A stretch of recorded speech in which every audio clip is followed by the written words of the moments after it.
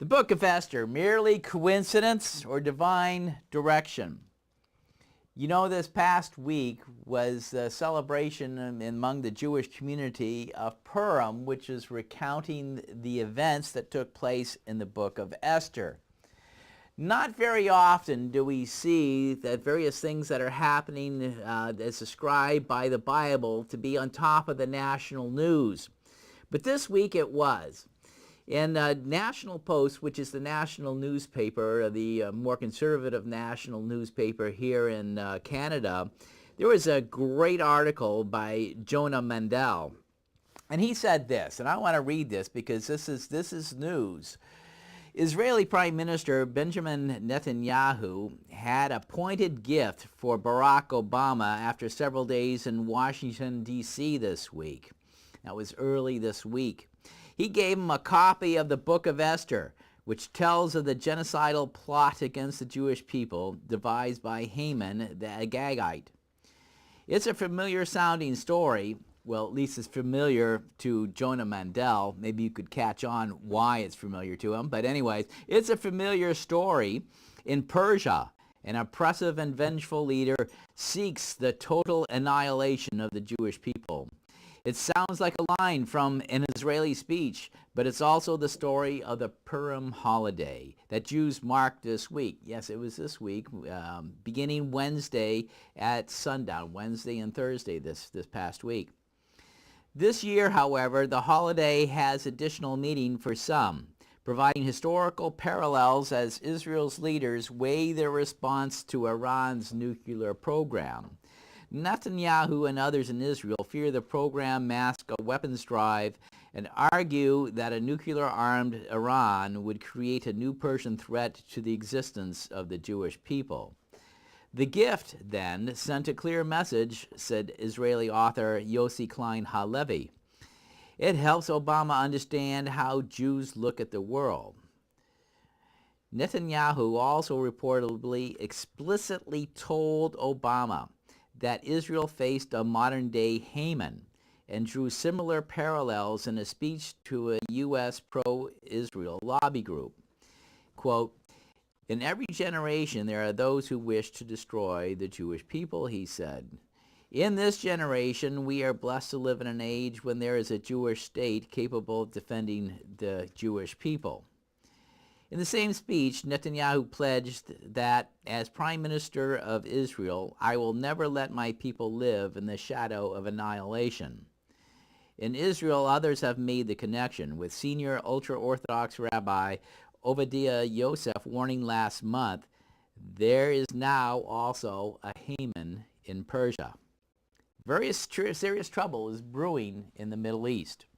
And it will make the seemingly perennial fighting and conflict between the Palestinians and the Israelis look like just a dogfight, look like a schoolboy fighting in the schoolyard compared to what's going to be happening. You know, the Iran's Shiite mullahs are resolutely, they say, then they announce they're resolutely pressing on towards their nuclear goals. Supposedly they're peaceful, but even the UN has very serious doubts about where this is going. That they are, in fact, according to the UN and the thoughts, that they're developing an atomic or nuclear bomb.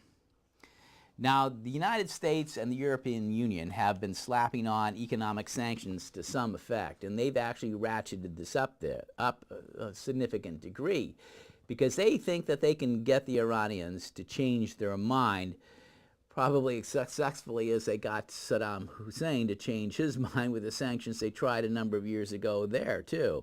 But Iran is experiencing high inflation and high unemployment. It's being squeezed by these sanctions. Yet as the world's number 4 oil producer and exporter, Iran has its own leverage. It can always discount its oil and sell cheaply to nations that are looking for a deal. Nations who would always accept a discounted oil through the back door, and now Iran is asking them to pay gold for it. And they have a number of places in the world where they will receive gold, not just in Iran, but people who are working with them. So they've developed an alternative financial system to circumvent the U.S. and the European Union controlled financial system. They're operating outside of it in order to buy their food, whatever extra food they need, and they need extra food because they have to import to feed their people, the weapons, whatever else they need. They are selling their oil for gold, and their gold they're paying their suppliers for whatever it is they need. And they have no shortage of people willing to supply them with whatever they want for gold. Let me tell you that. Iran is beginning to crack the U.S. dollar's reserve currency status. Its exclusive status is the vehicle by which all trade is conducted in this world. Brethren, this situation could have some sort of dramatic effect. You know, any conflict, any war always has unintended consequences. And the conflict between Iran and Israel will inevitably draw in the United States and many other nations. The potential for a worldwide economic chaos if the Persian Gulf countries' oil exports are choked off at that Strait of Hormuz, which Iran, you know, between the Arabian Peninsula and Iran, you have a very narrow strait called the Strait of Hormuz, and they, you know, you can put some long-range artillery on that and just choke it off, much less, you know, the missiles they have these days. In the Air Force and your Navy and other things like this, they could shut down the oil exports coming out of that. And if that happened, the price of oil would shoot up, you know, it would double, it would triple, whatever it might do, and would send the world into a deep, deep recession. So what does the 21st century's current and most dangerous threat to the world peace, immediate and present threat to the world peace, have to do with Haman the Agagite? And what is an Agagite anyways? It sounds like a strange name, Haman the Agagite. Well, let's start at the beginning of the story. Let's go to Exodus chapter 17. Let's go to Exodus chapter 17. Turn with me in your Bible in Exodus chapter 17. I'm going to be reading the Coulter version, which, you know, follows pretty closely the New King James Version. This is Exodus chapter 17 and verse 1. We'll start here.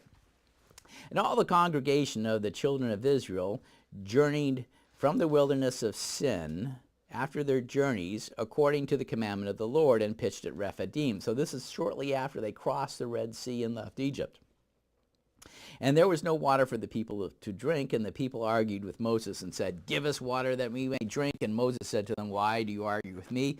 Why do you tempt the Lord?" And the people thirsted there for water, and the people murmured against Moses and said, "Why is this? You brought us up out of Egypt to kill us and our children and our livestock with thirst." And Moses cried to the Lord, saying, "What shall I do with this people? They're almost ready to stone me." And the Lord said to Moses, "Go ahead of the people and take with you the elders of Israel, and take your rod with you with which you struck the Nile. Take it in your hand and go. And I'll stand there before you upon the rock in Horeb, and you shall smite the rock, and there shall come water out of it, so that the people may drink." And Moses did so in the sight of the elders of Israel. Now, I think I've mentioned before, when I've been in the Sinai Peninsula many, many years ago, and I was there with the former Governor General of the Sinai. This was in 1973. He took us all around Sinai, around the peninsula, the traditional site, Jebel Musa, of where Mount Sinai was. And there's a remarkable scene to be seen of this rock there, that you have all the water stains coming. It's not separate from the mountain. It's just an enormous big boulder. It's as big as this room I'm in. And it had these sort of lips with the water stains coming down them. 13 lips with water stains coming down them. It was an amazing sight. I mean, where did this come from in the desert? I don't, you know, anyways. So he was to do this. "I'll stand before you there upon the rock in Horeb, and you shall smite the rock, and there shall come water out of it, so that the people may drink." And Moses did so in the sight of the elders of Israel. And he called the name of the place Massah and Meribah, because of the arguing of the children of Israel, and because they tempting the Lord, saying, "Is the Lord among us or not? Is the Lord among us or not?" Sometimes we have a hard time believing the Lord is among us because we don't see him. We don't see him immediately or instantly. God can be very subtle. He can hide himself at times when his people are being, you know, stubborn and rebellious and doing things that are sinful. God can hide his face. He can make it difficult to see him. And when we feel stressed, we can get these people were stressed. They were thirsty. They were in a whole new situation that they hadn't experienced in their life. And they were chafing. And they were wondering, is the Lord among us or not? Verse 8. Here we're coming in here. Who is Haman the Agagite? Then Amalek came and made war. Amalek came and made war against Israel in Rephidim. Amalek being one of the desert peoples who lived in that whole area, who would move around, Bedouin type of thing in that area. They came and they made war against Israel in Rephidim. They sought them out to attack them. And Moses said to Joshua, choose us out men and go out to fight against Amalek. Tomorrow I will stand on the top of the hill with the rod of God in my hand. And Joshua did as Moses said to him and fought against Amalek. And Moses, Aaron, and Hur went up to the top of the hill. So they went up to the top of the hill, and you could see below in the plain. And there was Joshua fighting, and his men, the Israelites, fighting with Amalek below them. And it came to pass when Moses held up his hand, holding the rod of God, that he struck the Red Sea with, Israel prevailed. And when he let down his hand, Amalek prevailed. You know, when you hold your hands up, after a while, it gets tiring. And Moses wasn't a spring chicken, by the way. But Moses' hands became heavy, and they took a stone and put it under him, and he sat on it. And Aaron and Hur held up his hands, the one on the one side, the other on the other side, and his hands were steady until the going down of the sun. And Joshua defeated Amalek and his people with the edge of the sword. So here, God was actually having people, humans, go out there and do something against these enemies. God just, if he had wanted to, he could have just flattened Amalek, but he didn't. Remember, the people had been asking, is the Lord among us or not? They weren't always faithful. They weren't always pleasant. They were sometimes sinful. And sometimes God was going to let them learn some lessons about how they needed him. They really did. Verse 14, and the Lord said to Moses, write this in a memorial in a book and rehearse it in the ears of Joshua. Okay, I'm going to, here in verse 14, I'm going to switch here to the Amplified Version. And the Lord said to Moses, write this for a memorial in a book and rehearse it in the ears of Joshua, that I will utterly blot out the remembrance of Amalek from under the heavens. This is going to happen at some point in time. It's a future. There's a promise here. There's a prophecy. In verse 15, and Moses built an altar and called the name of it, the Lord is my banner. You know, a banner, when an army went into battle, they would carry a banner, and all the troops, all the people who were faithful to that side would rally around it and fight under this banner. The Lord is my banner. Verse 16, and he said, because theirs, that is the Amaleks, because theirs is a hand against the throne of God, the Lord will have war with Amalek from generation to generation. That's the Amplified Version. Because theirs is a hand against the throne of the Lord will have war with Amalek from generation to generation. These were people who wanted to resist what God had in mind. They wanted to crush it. Now, after this event, about 417 years pass. 417 years, that's quite a period of time. You know, if we go back from where we are right here, 417 years, we're going back to the reign of Elizabeth I and Shakespeare. Okay, there weren't even any English-speaking colonies in North America founded yet. But anyways, about 417 years after that incident with the Amalekites first attacking and Joshua fighting with them, and this statement that Moses wrote in the book of Exodus, we come to the time of King Saul. Let's go to 1 Samuel 15 here. I will read in 1 Samuel 15. 1 Samuel 15. here we're dealing from this point in time, we're dealing about 1028. So we're still wondering, who is Haman this Agagite? Who is Haman this Agagite?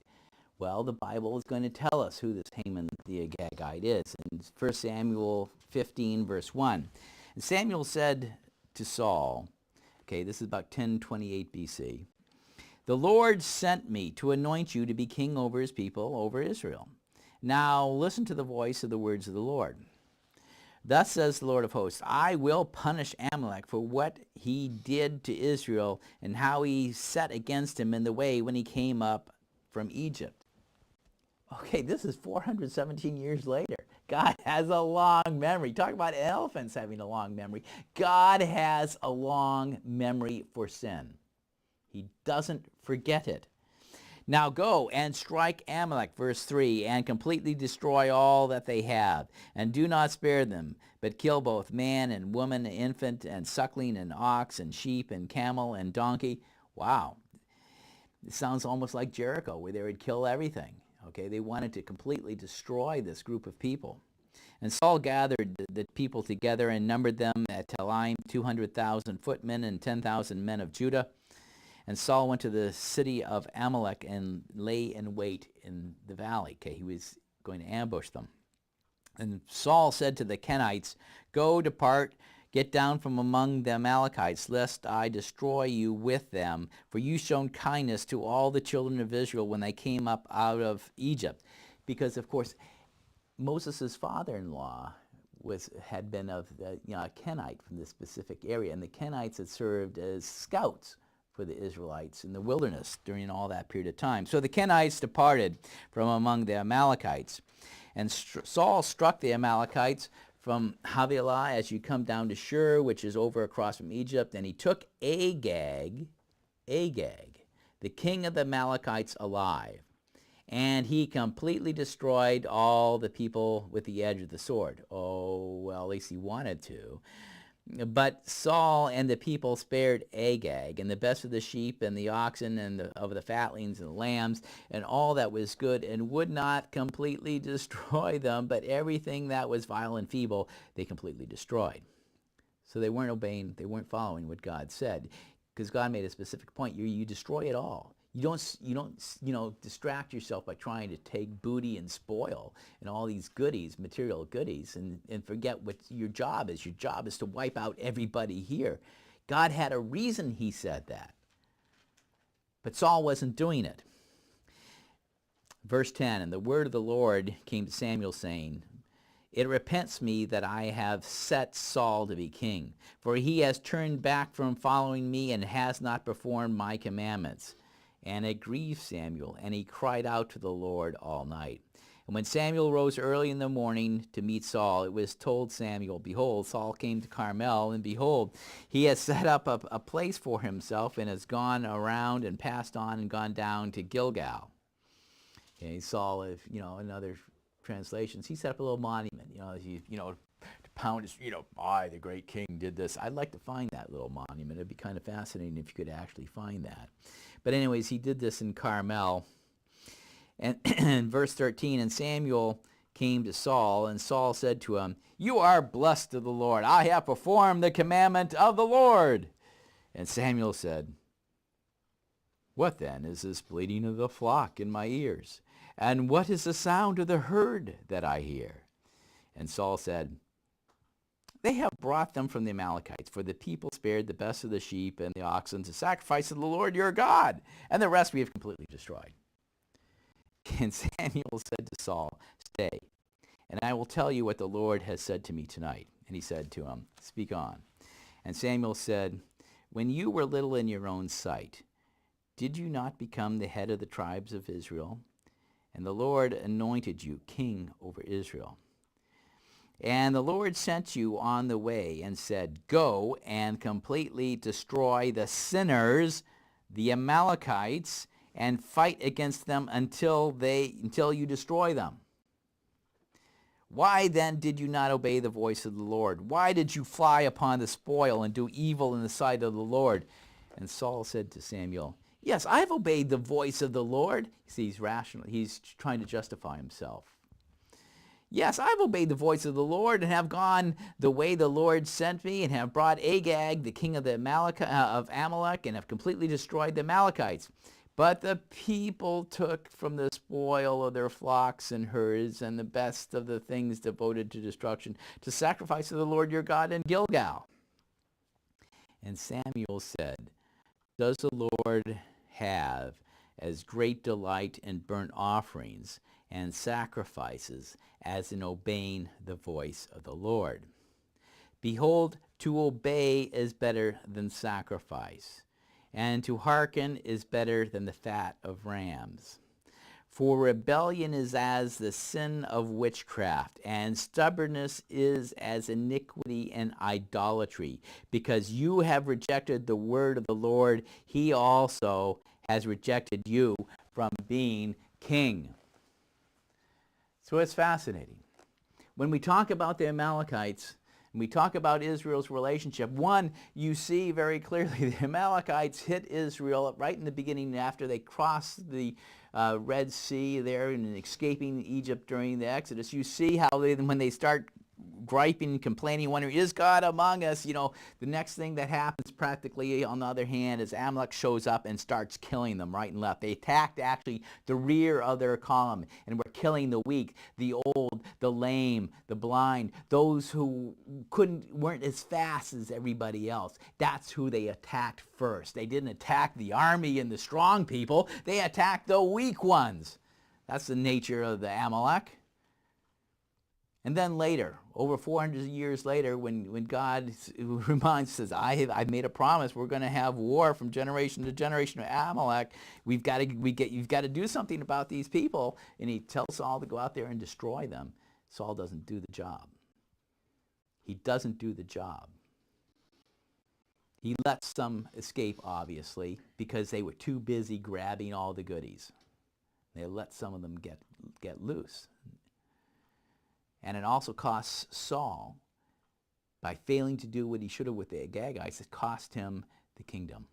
It cost him his role as king. God was going to replace him, and he did. He replaced him with David. It's an amazing thing.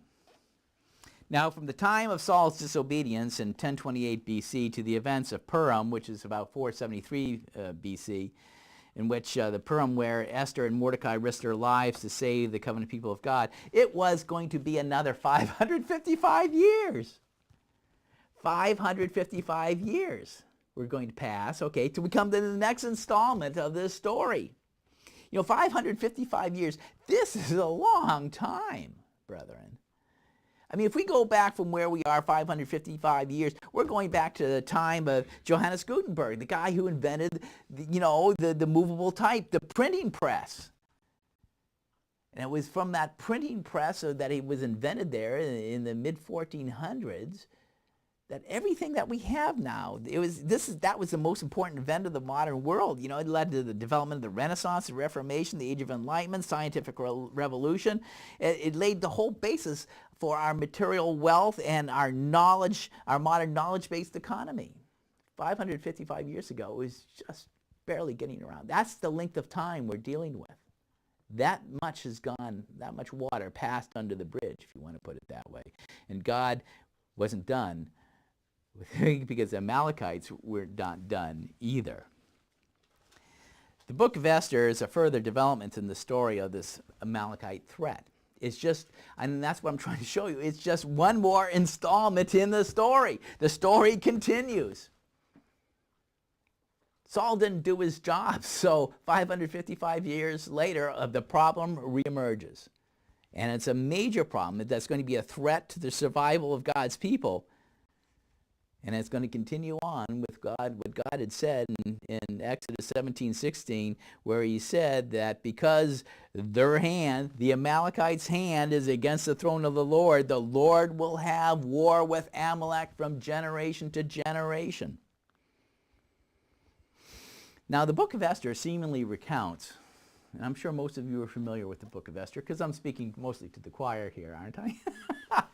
You know, the book of Esther, you know the book of Esther, and it mostly recounts a series of what seems to be, really fortuitous, happy coincidences that, combined with the courage of this young Jewish woman, pretty Jewish woman named Esther, and her uncle Mordecai, they managed to successfully engineer the defeat of Haman, the Agagites' genocidal plans, because he wanted to kill everyone at that point in time in a world-ruling empire that stretched all the way through Afghanistan to the Indus River, all the way down into Egypt and all the way into Turkey, up to the borders of Greece. It was one of the largest empires that ever existed, and most of the Jews in the world lived there at that point in time. Very few would have lived outside of the borders of the Persian Empire. And Haman's plan was, of course, to kill them all. Now, scholars, when you look at this, most people will kind of wonder whether, especially in these days, is this sort of an Arabian Nights story? Is it just fiction? Was it just something that people wrote up to read on a slow evening? This sort of thing.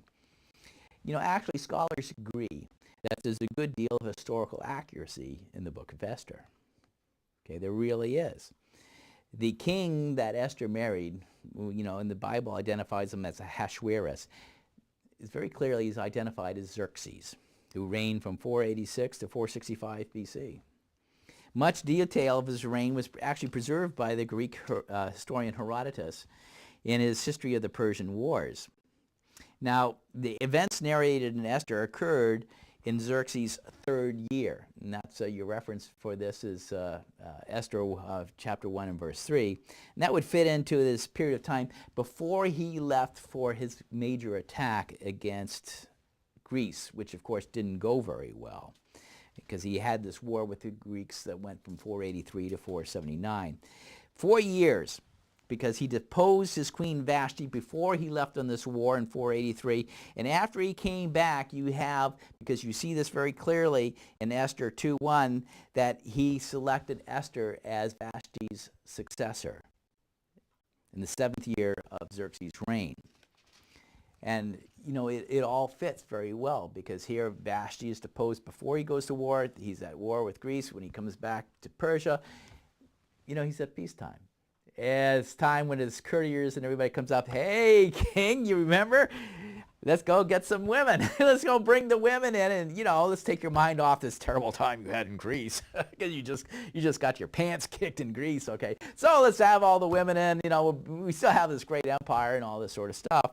And, from all this, you have the whole story of Esther comes into play. It fits the time sequence that we know historically to the T. And also the book of Esther, as historians know, that many of the details of the Persian life and the Persian royal court are accurately reflected in Esther. The postal system, the extent of the empire and provinces, the keeping of official diaries, even the forms of execution.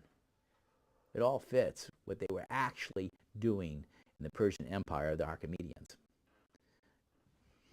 But some scholars, however, in our time, we always have the doubters, think it's improbable coincidence. All these things happen. It seems to be just, something out of Arabian Nights. How can, you have just at the right time, you have a Jewish queen on the throne. Just at the right time, you have Mordecai, whose service to the king is not rewarded for about 5 years. He does something to save the life of the king, and nothing happens to him. He doesn't get anything. It just kind of goes by. This is Esther 2 and verses 21 to 23, if you want to look at it. But this lack of recompense is not really brought to the king's attention until merely hours before Haman the Agagite, who was the prime minister of King Xerxes at that time, arrives to ask for Mordecai's life, because Mordecai wouldn't bow down and worship him. That's Esther 6, verses 1 to 3. But no, God, they're here you see all of a sudden in the account in Esther, it's a remarkable reversal. Instead of being able to get permission to hang Mordecai on this enormous gallows that he built, said he has to lead him around the city on a horse and say, such will be done to the man the king delights to honor. He wants to kill this guy, and meanwhile he has to walk through the city shouting his praise. Oh, the story is amazing. And then you have the whole thing at the very end of Haman begging for his life, going before the queen and actually falling on her couch because they would recline when they would eat. And the king coming back at the right time and seeing this and said, he's trying to rape the queen in my presence, which is, that's it for him. And some people think this is improbable. Is it really improbable? Are such things really improbable? Or does God take an interest in the life of his people?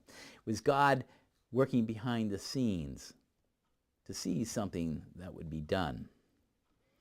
I want to read something to you out of the Jerusalem Post, the newspaper Jerusalem Post, its editorial, which was March 8th of 2012, just this year.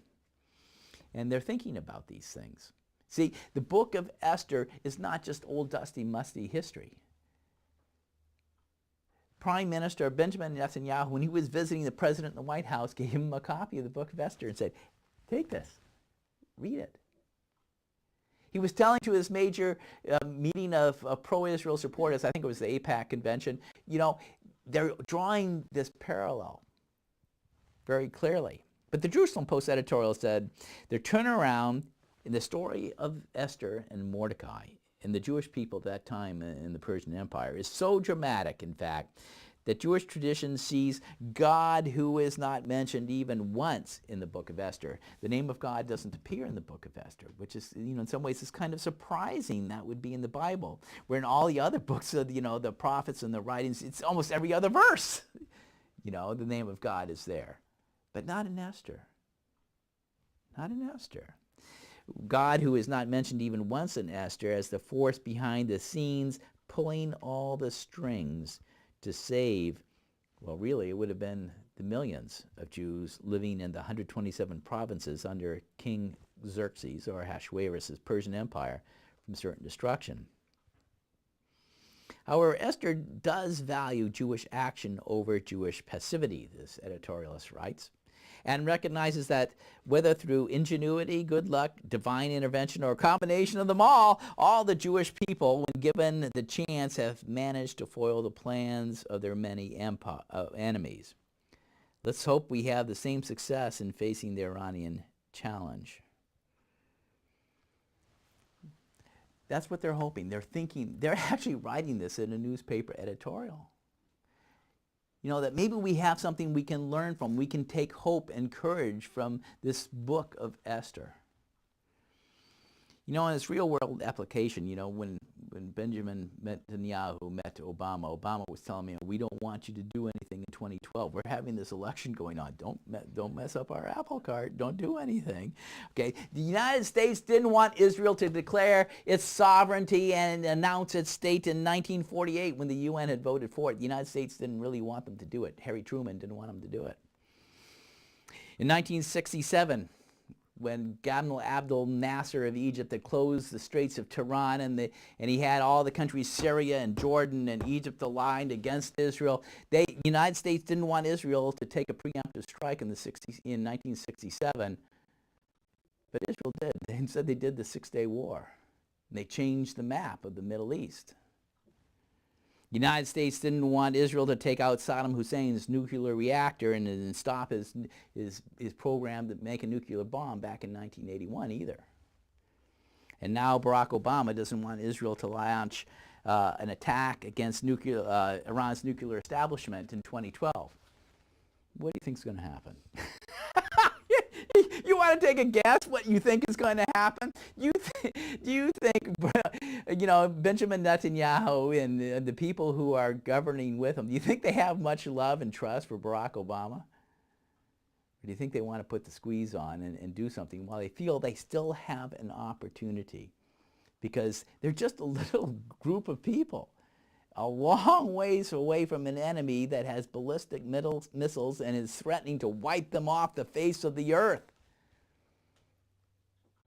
All they have to do is drop a few big ones on Israel and game over. They don't have to hit many targets to do it.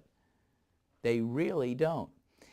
And one of the, a lot of people will say, well, how about Ahmadinejad? He is a raving lunatic type of thing. But Ahmadinejad is out of favor with the ruling mullahs. But the attitude, even before him, the previous Prime Minister Rafsanjani, was that, well, they did the calculations. They actually did. The Iranians did the calculations. Said if we have an attack, a nuclear exchange with Israel, we might lose 15 million Iranian Persians. Maybe we'll lose 15 million Iranian Persians. But they'll lose all their 6 million, everybody they got in Israel. It's worth it! That's what they think. That's what he actually was speculating about it. It's worth it. So what? Well, anyways, how do the Israelis and Jews as a whole see the story of Esther's meeting? Well, of course, what we can take from it, and how do we in the Church of God take the story of Esther? Well, God plans ahead. God plans ahead. God made Esther, Xerxes' queen, in order to provide a way in which the Jews, the whole community in that nation would be saved from death. He planned this long in advance, even when the danger did not really seem present and wasn't there. You can also say that, and what kind of lesson can we do when we look at this, whether it's the Jewish community or whether it's us in the Church of God and reading this book in the Bible, and it's very clearly, the message is that God ensures that the good guys win in the end. He ensures the good guys win in the end. That's an important thing to keep in mind in the course of any sort of struggle. Another one that the Jews have taken from this, and we should as well in the Church of God, from the book of Esther, is God is always there even when he is unseen. Even when he's unseen. And sometimes it seems like God is really unseen in the Church of God scene today, if you pardon the pun a little bit. I know I got my latest my latest copy of the Journal, this little newspaper edited by Dixon Cartwright down in Texas. And he had a little article there by Wes White, and I don't agree with Wes White with everything he says, but he was right on with this one when he says the Church of God is a mess. The Church of God is in an absolute mess. Yeah, we are. We're divided. It makes it easy for our enemies, spiritual and physical, to really discount us and keep us from being effective. But yet God is always there, even though he may be unseen. Again, it's the story of God's war with the Amalekites from generation to generation, from one installment of the story to the next. That's, the book of Esther is just one stop along the way. Is it improbable? Moses and Joshua coming out being attacked by the Amalekites. Then again, God, it's 400 years later, we have God telling King Saul to go down there and, solve the problem now. Let's get rid of it in advance, because God can look out far in the future. Saul didn't do the job. He lost, God actually deprived him of being king because of that. And 555 years later, you have Esther and Mordecai having to put their lives on the line in a desperate situation to stop the enemies of the people of God from destroying them all, killing them, wiping them out. Our story would have been much different. Would we have a Matthew? Would we have Jesus being born of Mary and Joseph in Bethlehem if that had happened? No. No. The story would have been completely different, wouldn't it? Then after Esther and Mordecai, what do we have now? Here it is, 2012, and we're dealing with the Iranians trying to wipe out the Jews one more time. The Amalekites trying to do it one more time, the latest installment. God is involved in history. And what he says and what he reveals to us is not just musty, old-fashioned. It's what's going on now, and for you to understand what's happening now. To understand the scorecard of, who's up to bat. Really it is. Does God take an interest in the life of his people? Oh, he does. He does, don't you? Let's go to Psalm chapter 37. Let's go to Psalm chapter 37. It's one of the writings, just like Esther is one of the writings. Psalms and Proverbs are part of the writings, and you have the law, the prophets, and the writings, and Esther is in the writings along with the Psalms and prophets. But we have Psalm chapter 37, Psalm 37. Actually, it's one of my favorite psalms. I like the Psalm of David, who took over from Saul because Saul wouldn't do what he was asked to do in killing them, wiping the Amalekites out. Psalm 37, verse 23. The steps of a good man are made firm by the Lord, and he delights in his way. And though he fall, he shall not utterly be cast down, for the Lord upholds him with his hand. Lord upholds them. He sustains them. He strengthens them. You may not really see it, maybe somewhat unseen and behind the scenes, but God will sustain his people. This is what it says. This is what we're talking about. The steps of a good man, a good woman, the steps are made firm by the Lord. They're directed, in other versions it would say. They're directed by God. He makes up, the plans. And he delights in the way. And though we have whatever problems that we have, God delights in the details of our life. Let's go to Luke chapter 12. Luke chapter 12. Does God take an interest in the life of his people? In Luke chapter 12, in the Gospels, there are other lessons we learn from the book of Esther. The Gospel of Luke, chapter 12, and we'll go to verse 4.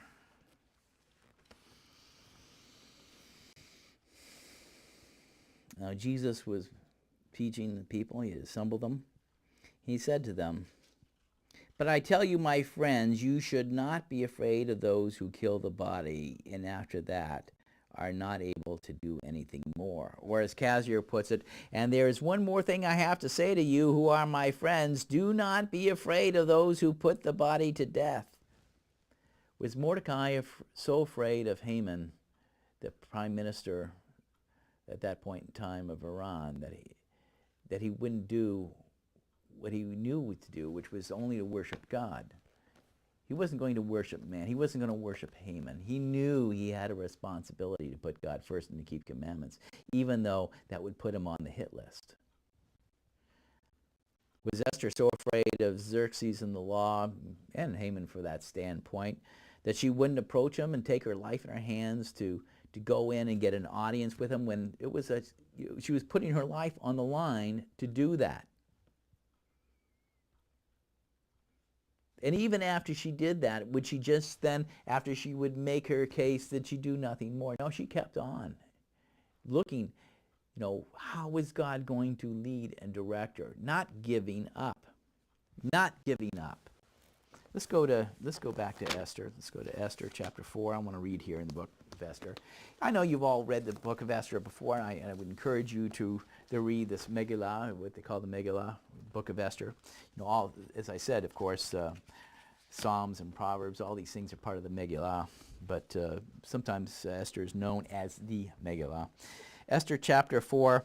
When Mordecai understood all that had been done, that the decree to kill all of the people of God that then were the people living in covenant with God, who had been through so much by this time, when he understood all that was done, Mordecai tore his clothes and put on sackcloth with ashes and went out into the middle of the city and cried with a loud and bitter cry. He humbled himself in the face of the plans of enemies who had control of all of the government's power. This man Haman was the prime minister of that land. He had control of the army. He had control of all the agents, the princes, the governors. They were dead meat. they were toast, in the modern colloquial Canadian expression. The Jews were toast. Verse 2, and he even came before the king's gate, and none might enter into the king's gate clothed with sackcloth. And in every province Wherever the king's command and his decree came, there was great mourning among the Jews, and fasting, and weeping, and wailing, and many lay on sackcloth and ashes, because they were going to be killed. Their children were going to be killed. All their friends were going to be killed. And Esther's servant women and her officers came and told her. And the queen was exceedingly grieved, and she sent clothing to clothe Mordecai, and to take away his sackcloth from him, but he did not receive it. And Esther called for Hatach, one of the king's officers, whom he had appointed to attend to her, and gave him a command to go to Mordecai to learn what this matter was and why it was. And Hatach went out to Mordecai to the streets of the city in front of the king's gate. And Mordecai told him of all that had happened to him, and of the sum of silver, which was millions and millions and millions of dollars of silver, that Haman had promised to pay into the king's treasuries for the Jews in order to destroy them, because he was willing to pay to kill them. He was looking forward to this so much. Verse 8, and he gave him a copy of the writing of the decree that was given at Shushan, the palace, and to destroy them, to show it to Esther, and to declare it to her, and to command her that she should go in to the king and make supplication to him, and to seek help for her people.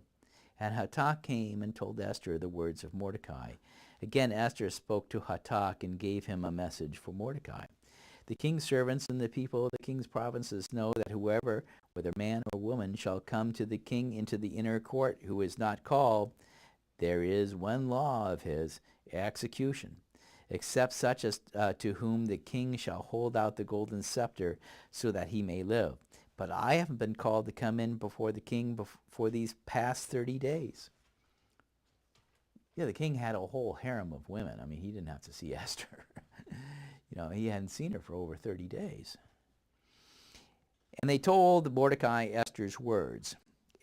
And Mordecai commanded them to answer Esther, do not think within yourself that you shall escape in the king's house more than all the Jews. So even though you are in the king's palace and you are the queen, if you don't stand up and do what's right and put on the line and risk everything for God's people, you think you're going to escape just in trying to protect yourself? For even if you are completely silent at this time, you try to hide everything. You haven't told anybody you're a Jew. Even though you try to hide and do all this, relief and deliverance shall arise to the Jews from another place, but you and your father's house shall be destroyed. And who knows whether you have come to such a royal position for a time such as this. Mordecai obviously felt it wasn't just mere coincidence that all this had happened, by no means. And Esther told them to return Mordecai this answer. Go, gather all the Jews who are present in Shushan, and fast for me, and do not eat or drink for 3 days, day or night, because the situation was that dangerous. Fast. Everything's on the line. My maidservants and I will also fast in the same way. And so I will go in to the king, which is not according to the law, to man's law. And if I perish, I perish. And Mordecai went his way and did according to all that Esther had commanded him. Esther realized that her only hope was in God, the unseen God. And she realized that in this moment of severe trial, be strong spiritually meant to be weak physically and to fast. She understood this because she knew that by doing that, she could count on God being present and being there with them. She wouldn't lack that faith like the Israelites did at Rephidim when they wondered, is God among us or not? Esther was going to do what she needed to do to humble herself to see that God would be there and would be with them. So let's go back to Luke, the Gospel of Luke. Let's go back to Luke chapter 12 and verse 5. Turn with me to Luke chapter 12 and verse 5.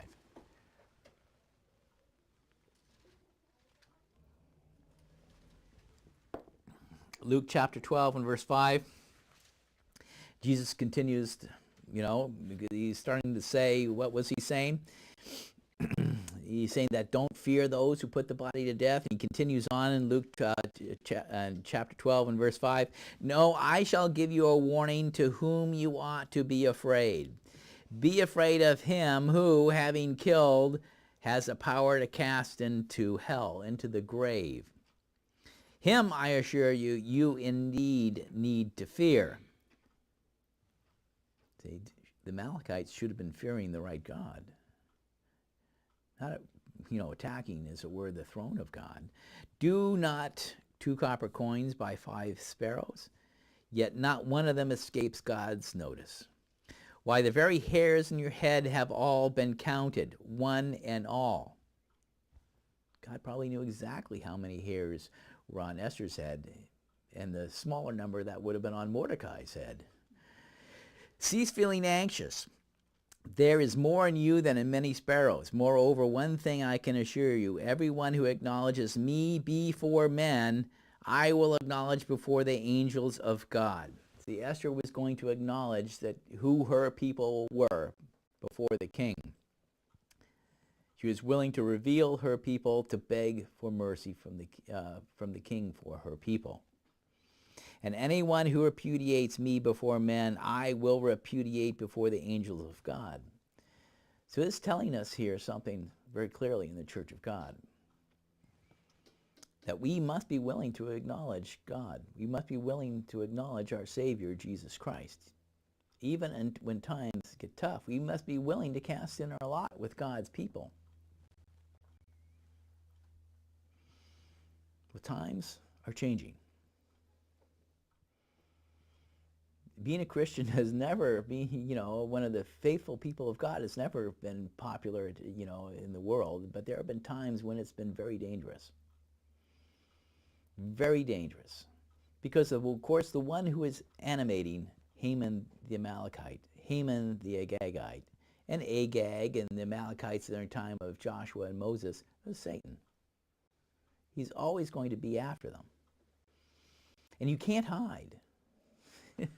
You can't hide, Hitler, Adolf Hitler, during the 1930s and during World War II, if you were a Jew but had been converted to Christianity, become baptized as a Christian, you think that would keep you safe? No. If you had any connection, if any Jewish blood in you whatsoever, you were going to the ovens. They didn't care. They really didn't care. We have to be willing to acknowledge God and to stand with the people of God. You see, Mordecai and Esther realized that they had to stand with God's people. They had to fulfill their role as God's servant in their part in this great struggle that was originally prophesied back in Exodus 17 in verses 14 to 16, that the Lord will have war with Amalek from generation to generation, because the hand of Amalek is against the throne of God. As the marginal reading of the King James puts it there, in the Authorized Version. We have to be willing to stand with God and God's people against those who have their hands against him. Let's go to Romans chapter 8, verse 28. Let's go to Romans 8, verse 28, a very famous verse. Romans 8, verse 28. Coulter, which follows pretty closely the New King James, puts it this way: we know all things works together for those who love God, who are called according to his purpose. The Good News Translation puts it this way: we know that in all things God works for good for those who love him. In all things. It doesn't matter what it might be. God will work for good for his people. Those whom he has called according to his purpose, or as the Cassier puts it, moreover, we ourselves know that for those who love God, all things work together to secure their good. For those, whom he has called in fulfillment of his design. Fulfillment of his design. Just like God had started something way back, in the 1400s BC.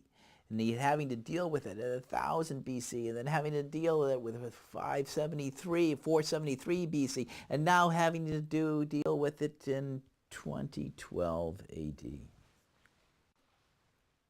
2012. God works through history. Romans 8:28, the Amplified Version.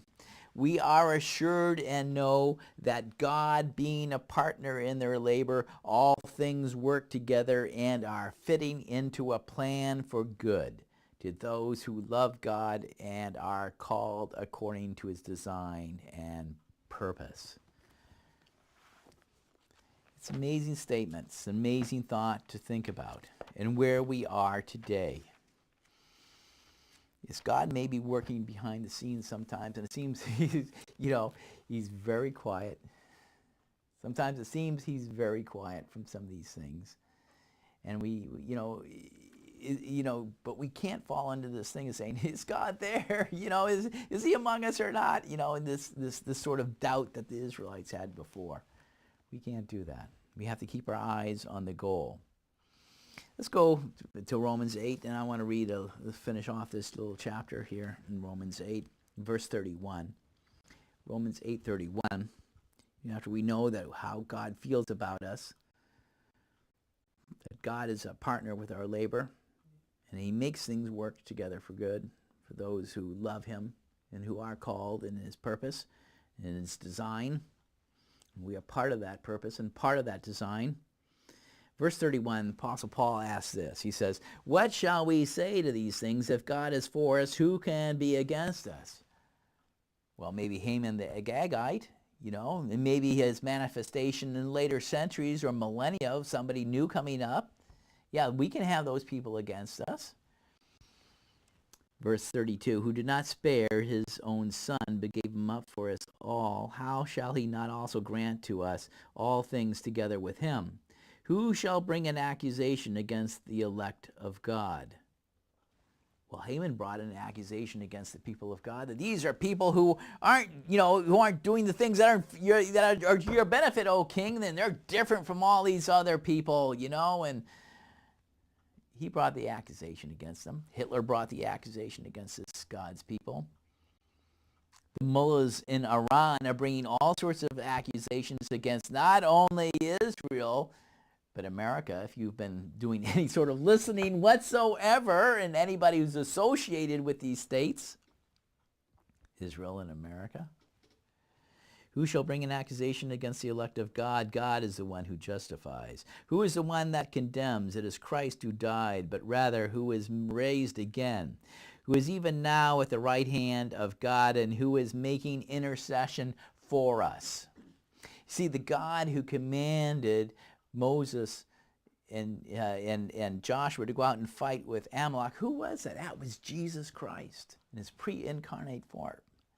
Because it was Christ who was the rock that followed them, that provided the sustenance to the ancient Israelites, who was there, who was David's Lord, who was the one who revealed himself to Samuel and to command Saul to go out and smite these people who were his enemies and enemies of his people, who is there behind the scenes, seeing that the people would be delivered during the time of Esther and Mordecai, who is also making intercession for us. What shall separate us from the love of Christ? Shall tribulation or distress or persecution or famine or nakedness or danger or sword? According as it is written, for your sake we are killed all the day long. We are reckoned as sheep for the slaughter. Just like the Jews of Persia. They were just considered sheep for the slaughter. But in all these things we are more than conquerors through him who loved us.